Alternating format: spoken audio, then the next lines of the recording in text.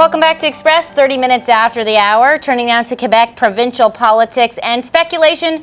The Premier Jean Charest will call an election in the next 2 weeks with a vote on September 4th. Charest and his Liberal Party are deeply unpopular in many parts of Quebec, but are still ahead of the Parti Québécois in most polls. The province, of course, has been staggering under 5 months of protests, social unrest. We've covered a lot of that in the last few months. Students, though, are mobilizing. They promise they are going to get rid of Jean Charest. Joining us now is Christopher Nardi. He is a columnist with the National Post, recent graduate of McGill himself. He's written about this issue. So, Chris, Charest doesn't have to go to the election until December 2013. That's when his mandate runs out. Does it make sense, do you think, for him to call an election now for early September? Morning about how he is really bidding on the fact that summer elections are the period of political apathy anywhere in the world, and he's bidding on the fact that Quebecers will not follow election coverage anywhere. Unfortunately, the last time that happened was in 1994 when Daniel Johnson was running against Jacques Parizeau with the Parti Québécois. He bet on the same fact, and he actually lost. 82% of voters showed up to vote on September 14th, and his party was defeated, and then we obviously entered into the sovereignist rhetoric that came with Jacques Parizeau. So he's obviously betting on the fact that the students will be on vacation, Quebecers will be on vacation, and that political apathy will be there to win. Sorry, go ahead. But in essence, I think that the election is definitely the best option for Quebecers. There are a lot of issues that need to be resolved, and with the results of the elections, there will be a lot of closure for a lot of issues. Christopher, we can't talk about an election and not mention, particularly a Quebec election, and not mention these months and months of ongoing student protests. How are those protests going to factor into all of this? Well, there are two ways that the student leaders can really react to this whole thing. So they can continue the way that they have. They can organize nightly demonstrations. Every 22nd of the month is called Demonstration Day, where they organize a much bigger day protest. And they can continue in somewhat of a belligerent way reacting to the government. Or they can do it a lot differently, and they can start mobilizing students and trying to get together to make their biggest impact during the elections. And I think at this point, that would be the most intelligent way to go at it, because the elections is where it counts. If they can get the Liberals out of government, then they are the ultimate winners in this. And I think that the student body is definitely a very important part of the electorate, and that should not be disregarded.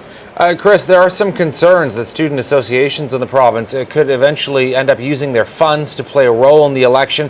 What have you heard about that being a breach of Quebec election law? Honestly, I don't think it's been discussed very much. I don't think it's an issue that student societies have brought up. For them, their funds are their funds, and they will use them the way they have. I remember while I was a member of the McGill Tribune, speaking to members of the Student Society of McGill University, and they would use SSMU funds to print pro-strike posters. Now, this was within their mandate. They were allowed to do it, but it wasn't something that they thought twice about either. And I really don't think that student societies will hesitate to print posters that may not be direct publicities for the other parties, but they will certainly degrade the Liberals and Jean Charest. Will that counteract laws? I'm not sure. I don't see a problem with it. I certainly think they will do it until they're banned from it, and chances are they might even continue. But I don't think it'll be a problem for them to start, at least. All right, let's talk about latest polls. What do they look like, and how popular do you think Charest is? Will he win an election if called? Well, he's certainly not popular in his own constituency. So I saw polls not too long ago that said that about 64% of people in Sherbrooke itself would not vote for him again. So that doesn't bode well. Will he change conscriptions? I doubt it, because that would be a show of weakness. Unfortunately, Pauline Marois doesn't seem to be able to capitalize on his unpopularity in Quebec, and we'll see. And also another issue that the student societies will have to deal with is vote splitting. If they do mobilize their students and they do get a massive voting of the youth between 18 and 24, who were the youth that did not vote, the group that did not vote the most during last election, if they split the vote, then they can just as much bring Charest to power than if they don't vote at all.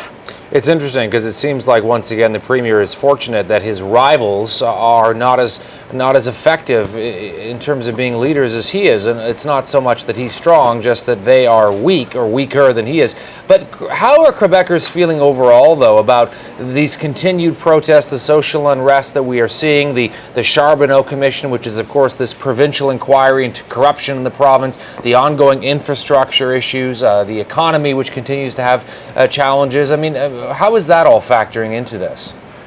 It's tricky to really tell. Like you mentioned, Todd, a lot of people don't see a viable alternative to Jean Charest. He's been very effective in what he's been trying to do.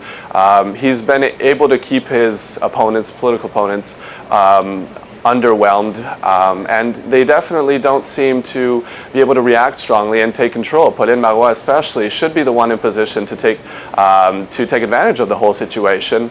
But unfortunately, she's been very flaky on many positions. She's been in and out of the student strikes. She's worn the red square, taken off the red square. And I mean, this isn't a red square, it's just a red pocket square. But she has worn it. She has taken it off. And so people don't know what to believe in. And François Legault from the CAQ is even worse, I'd consider.